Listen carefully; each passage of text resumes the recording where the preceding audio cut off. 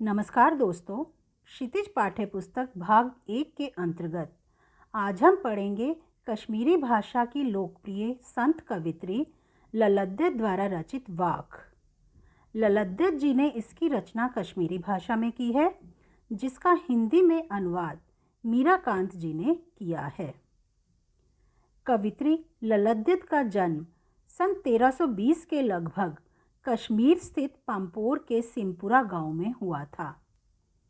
ललद्दत को लल्लेश्वरी, लला, लल योगेश्वरी, ललारिफा आदि नामों से भी जाना जाता है। उनका देहांत सन 1391 के आसपास माना जाता है। ललद्दत की काव्य शैली को वाक कहा जाता है, जिसका अर्थ है वाणी।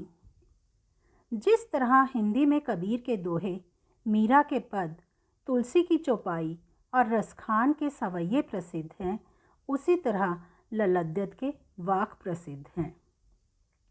अपने वाकों के जरिए उन्होंने जाति और धर्म की संकीर्णताओं से ऊपर उठकर भक्ति के एक ऐसे रास्ते पर चलने पर जोर दिया जिसका जुड़ाव जीवन से हो। उन्होंने धार्मिक आडंबरों का विरोध किया और प्रेम को सबसे बड़ा मूल्य बताया। ललद्दत की रचनाएं सैकड़ों सालों से कश्मीरी जनता की स्मृति और वाणी में आज भी जीवित हैं। वे आधुनिक कश्मीरी भाषा का प्रमुख स्तंभ मानी जाती हैं। पहला वाक। रस्सी कच्चे धागे की खींच रही मैं नाव। इस वाक में कवित्री कहती हैं कि वे सांसों रूपी कच्ची रस्सी की सहायता से जीवन रूपी नाव को खींच रही हैं। जाने कब सुन मेरी पुकार, करें देव भव सागर पार। न जाने ईश्वर मेरी पुकार कब सुनेंगे और मुझे इस संसार रूपी सागर से पार लगाएंगे, अर्थात जन्म मरण के चक्कर से मुक्ति प्रदान करेंगे। पानी टपके कच्चे स्कोरे व्यर्थ प्रयास हो रहे मेरे। कवित्री ने अपने शरीर की तुलना कच्ची मिट्टी के स्कोरे से की है। जैसे कच्ची मिट्टी से बने हुए स्कोरे पर पानी डालने से वह नष्ट हो जाता है, उसी प्रकार कवित्री की उम्र भी कम होती जा रही है और ईश्वर को पाने के उसके सारे प्रयास विफल हो रहे हैं। जी में उठती रह हूँ, घर जाने की चाह है घेरे। उसके दिल में बार बार पीड़ा उत्पन्न हो रही है और ईश्वर के घर जाने की इच्छा बलवती हो रही है, अर्थात उसके हृदय में ईश्वर से मिलने की चाह बढ़ती जा रही है। दूसरा वाक। खा खा कर कुछ पाएगा नहीं। इस वाक में कवित्री ने मनुष्य को मध्यम मार्ग अपनाने की सीख दी है। उनका कहना है कि यदि हम अपना पूरा जीवन भोग विलास में लगे रहे तो हमें कुछ भी प्राप्त नहीं होगा।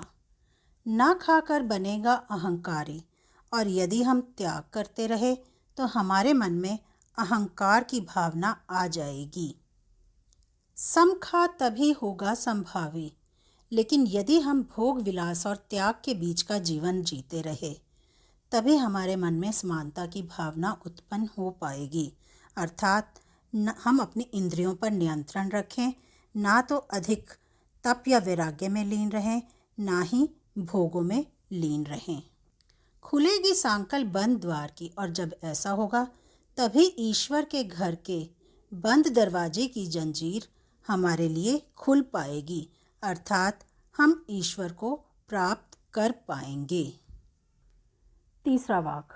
आई सीधी राह से गई न सीधी राह।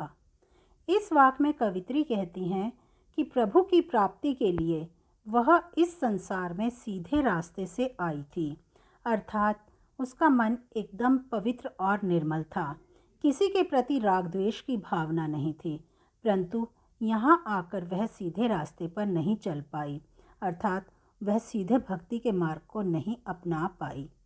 सुषुम सेतु पर खड़ी थी बीत गया दिन आहा। वह जीवन भर सुषुम्ना नाड़ी को ही साधने का प्रयास करती रही और इस प्रकार उसका पूरा जीवन बीत गया, अर्थात वह मोह माया में फंसकर अपना रास्ता ही भूल गई। जेब टटोली कोड़ी न पाई। जब उसका अंतिम समय नज़दीक आया तब उसने अपनी जेब देखी, अर्थात पूरे जीवन भर में किए गए अच्छे कार्यों का लेखा जोखा किया, परंतु उसे समझ आया कि उसने पूरे जीवन में कोई भी अच्छा कार्य तो किया ही नहीं था। उसने तो अपना जीवन बेकार ही गंवा दिया था। माझी कोदू क्या उतराई। तब उसे समझ ही नहीं आया कि इस भव सागर से पार ले जाने वाले ईश्वर को उतराई के रूप में, किराए के रूप में क्या देगी। अर्थात जब ईश्वर अच्छे कार्यों का लेखा जोखा कर रहा था तब कवित्री के पास बताने के लिए, दिखाने के लिए कोई भी अच्छा कार्य नहीं था। चौथा वाक्य, थल थल में बसता है शिव ही। कवित्री कहती हैं कि वह कल्याणकारी ईश्वर इस प्रकृति के कण कण में निवास करता है, अर्थात हर जगह विद्यमान है।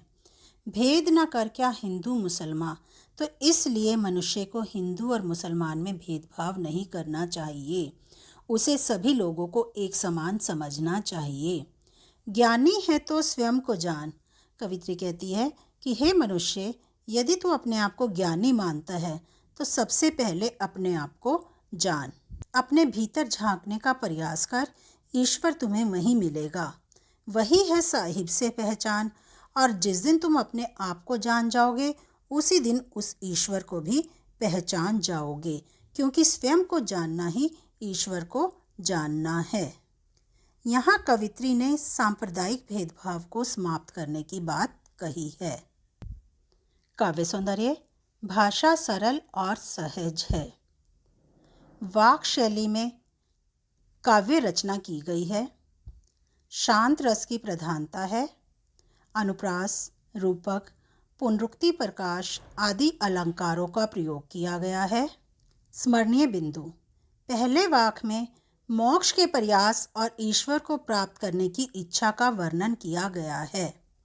दूसरे वाक्य में बाह्य आडंबरों को महत्व न देकर संभावी बनने का आग्रह किया गया है।